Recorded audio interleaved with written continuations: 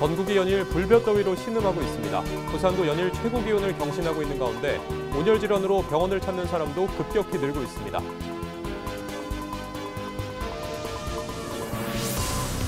부산이 요즘 정치, 경제 이슈로 달아오르고 있습니다. 해수부 이전 결의안 부결과 부산 시민은 25만 원 필요 없다라는 논란까지 더해져 지역이 술렁이고 있습니다.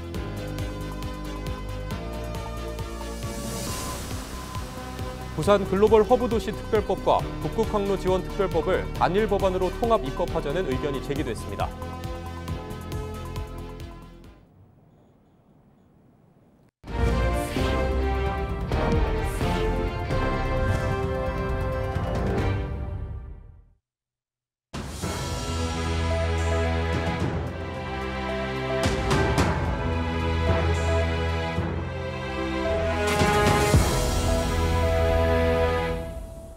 시청자 여러분 안녕하십니까? 헬로티비 뉴스입니다.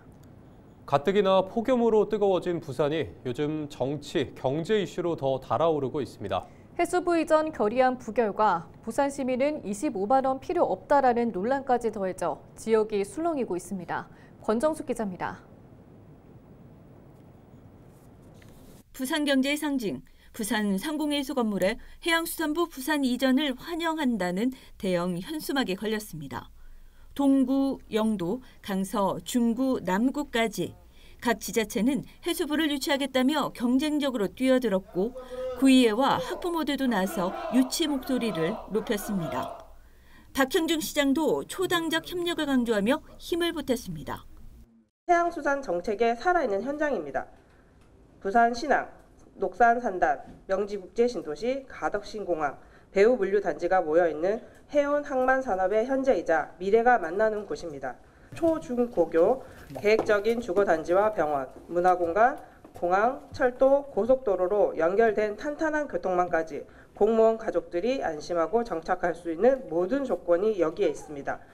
모두 국민의힘 소속이라는 점에서 한 목소리를 낼 것 같았지만 뜻밖의 제동은 같은 당 내부에서 걸렸습니다. 국민의힘 해운대구 의원들이 해수부 이전 결의안을 부결시킨 겁니다. 그러자 지역에선 정치권이 지역의 미래를 외면한다는 비판이 거세졌습니다. 해운대구 국민의힘 구의원들은 해수부 이전을 위해 도대체 무엇을 하였습니까? 모두가 발벗고 나스도 모자랄 판에 이건 무슨 심보입니까? 해수부 부산 이전은 여야가 따로 없이 힘을 합쳐야 하는 일 아닙니까? 여기에 박수영 남구 국회의원이 지난 3일 정부의 민생회복 소비 쿠폰 지급을 앞두고 부산 시민은 25만 원 필요 없다는 글을 SNS에 올리며 논란에 기름을 부었습니다. 특히 하루 전에는 자신의 후원 계좌를 공개하며 후원금 모집에 나선 사실까지 알려지면서 25만 원은 필요 없다더니 본인 후원금은 필요하냐, 시민에게 물어봤는지 등 비판과 풍자 게시물이 SNS를 타고 빠르게 번지고 있습니다. 글쎄 정치하는 사람들이 부산에 여당 의원도 있고 또 야당 의원도 있는데 저 합치가지고 지역을 위해서 자기 다음에 국회의원 선출되는 걸 떠나서 지역을 위해서 일할 수 있는 그런 사람이 됐으면 좋겠어요. 자신의 이해득실만 따지지 말고 시민을 위한 정책 수립을 해달라는 목소리가 정치권을 향해 쏟아지고 있습니다. 헬로티비 뉴스 권정숙입니다.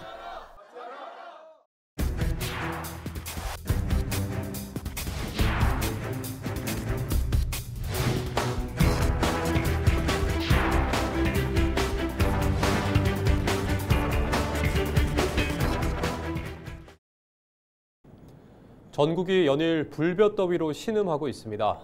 서울은 7월 상순 기온으로 기상 관측 이래 최고치인 37.8도를 기록했고 울산에서는 아스팔트까지 녹아내렸는데요. 온열 질환으로 병원을 찾는 사람도 급격히 늘고 있습니다. 서희동 기자입니다.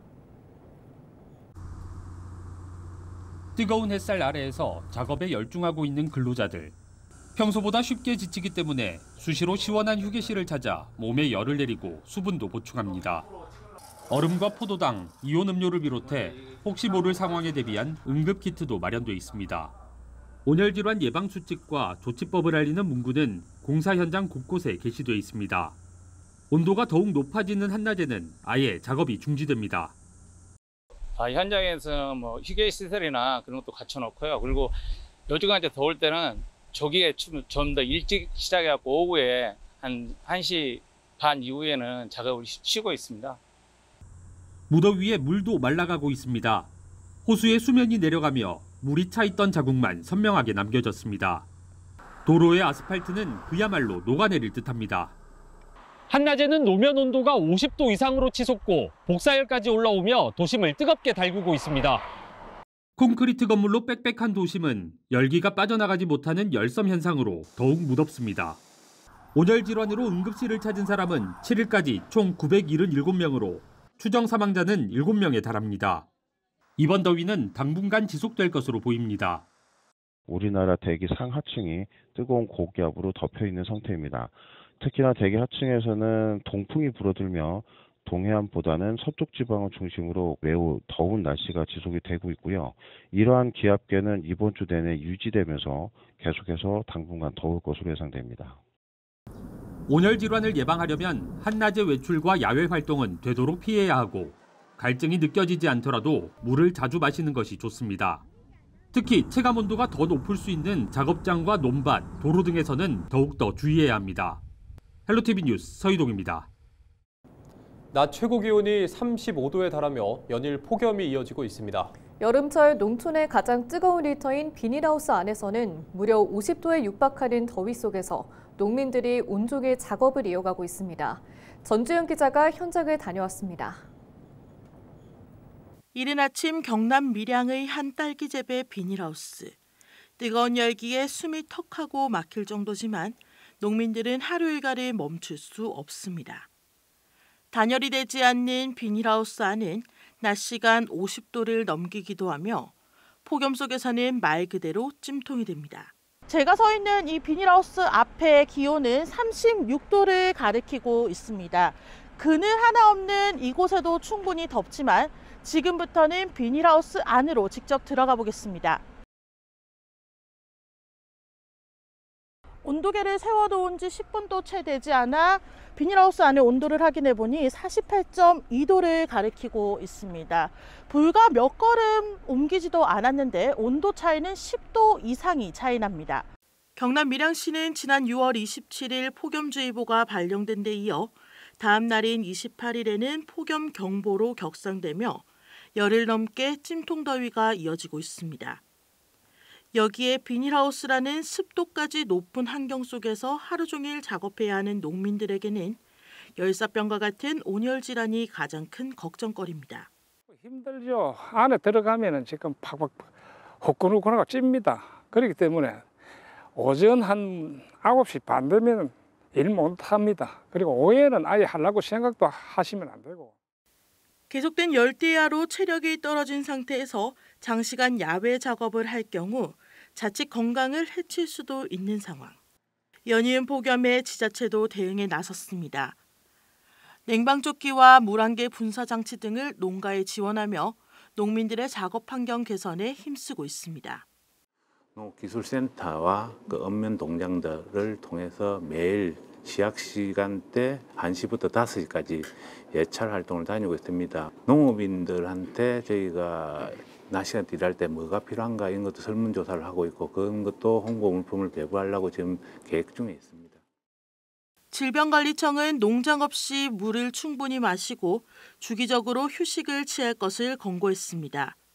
또 2인 1조로 작업하고 위급한 상황 발생 시 신속하게 119에 신고할 것을 강조했습니다. 마른 장마의 기록적인 폭염까지 가장 열악한 현장에서 일하는 농민들은 오늘도 더위와의 사투를 이어가고 있습니다. 헬로티비 뉴스 전주현입니다. 부산과 울산, 경남 전역에 폭염특보가 내려진 가운데 부산은 8일 밤 최저기온이 25.3도로 열대야가 나타났습니다. 9일 부산은 낮 최고기온 32.6도, 체감온도는 33도 안팎까지 오르며 무더위가 이어졌습니다. 동풍 영향으로 기온이 다소 낮아질 수 있지만 당분간 찜통더위와 열대야가 계속될 전망입니다. 또 경남 내륙은 35도 안팎의 극심한 폭염이 예보돼 야외 활동과 온열 질환에 각별한 주의가 필요합니다. 기상청은 당분간 열대야가 이어질 가능성이 크다며 건강관리에 유의할 것을 당부했습니다. 제20회 부산국제 어린이 청소년 영화제가 8일 저녁 영화의 전당에서 개막했습니다. 오늘 19일까지 열리는 이번 영화제는 달라도 좋아를 주제로 40여 개 국가 170여 편의 영화를 상영합니다. 특히 올해는 사하구와 강서구 등 서부 상권에서도 다양한 영화를 상영하고 전시 프로그램을 운영하는 웨스트비키를 운영합니다.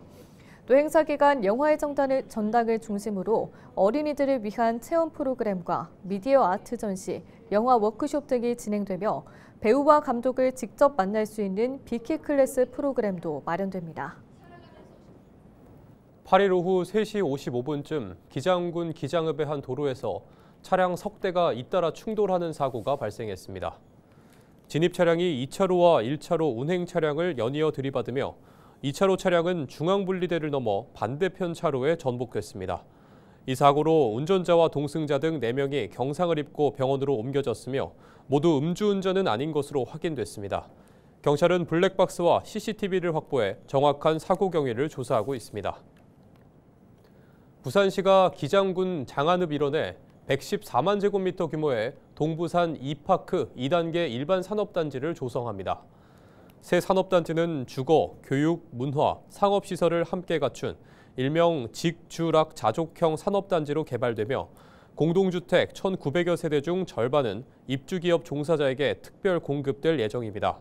시는 내년에 보상 절차를 시작해 2029년 준공한다는 계획으로 원거리 통근 불편을 해소하고 지역산업이 활성화될 것으로 기대하고 있습니다. 부지 조성 총 사업비는 7,066억 원이며 민간 특수목적법인이 사업을 시행할 예정입니다. 부산 글로벌 허브도시 특별법과 북극항로 지원특별법을 단일 법안으로 통합 입법하자는 의견이 제기됐습니다. 지방분권 균형발전 부산시민연대는 9일 기자회견에서 정부의 핵심 과제인 북극항로 구축에 능동적으로 대응하기 위해서는 부산 글로벌 허브도시 특별법과 연계해 단일 법안으로 통합하는 방안을 추진해야 한다고 말했습니다. 시민연대는 북극항로를 구축하기 위해서는 선박과 해운, 항만, 금융 등 입체적인 인프라를 마련해야 하는데 이는 부산 글로벌 허브도시 특별법의 취지와도 일치한다며 통합 입법을 위해 정치권도 힘을 모아줄 것을 강조했습니다. 해수부가 이전되면 해수부 이전 하나로 끝나는 것이 아니라 바로 연동된 해양수도를 키워드로 한 글로벌 허브도시 기능, 또 동남권 산업투자공사와 같은 공공금융기관, 국제금융 이런 부분들이 반드시 패키지로 연계되어서 이번에 부산에 정착과 안착이 될 수 있도록. 부산 지역 노동단체가 미국 트럼프 대통령의 관세 압박으로 부산의 주력 산업이 직격탄을 맞게 될 것이라며 정부의 대책 마련을 촉구했습니다. 민주노총 부산지역본부는 9일 부산시의회에서 기자회견을 열어 부산은 자동차 부품과 조선기자재, 철강, 물류 등 수출을 주력으로 하는 산업이 많아 관세 폭탄의 영향이 크다며 연관 산업의 매출 하락까지 이어질 것이라고 말했습니다. 또 이로 인해 수출 생태계가 파괴되고 고용이 줄어 세수 감소까지 이어질 것이라며 정부가 나서 경제 주권과 안보 주권을 지킬 대책을 마련하라고 요구했습니다. 한화오션이 올해 들어 처음으로 미국 해군 함정 정비 사업을 수주했습니다. 이번에 수주한 찰스 드류함은 미 해군 7함대 소속으로 화물과 탄약 등을 보급하는 비전투함입니다. 찰스 드류함은 이달 중순 거제로 입항해 올해 안으로 미 해군에 인도될 예정입니다. 한화오션이 미 해군의 함정 정비 사업을 수주한 건 이번이 3번째입니다. 진보당이 이른바 배민규제법을 제정하기 위한 서명운동에 돌입한 가운데 경남도당에서도 9일 오전 경남도청 앞에서 기자회견을 열었습니다. 진보당 경남도당은 골목경제를 활성화하기 위한 진보당의 민생활동이 전국에서 펼쳐질 것이라며 소상공인과 자영업자도 만나 규제법을 함께 만들겠다라고 밝혔습니다. 진보당은 골목 민생 회복을 위한 5대 과제를 발표하면서 그중 배민규제법 제정을 추진하고 있습니다. 여기에는 수수료 상한제 도입과 입점 업주들의 단체 협의권 보장, 판매 촉진 비용 부담 전가 금지 등의 내용이 담겼습니다. 이상으로 뉴스를 마칩니다. 시청해주신 여러분 고맙습니다.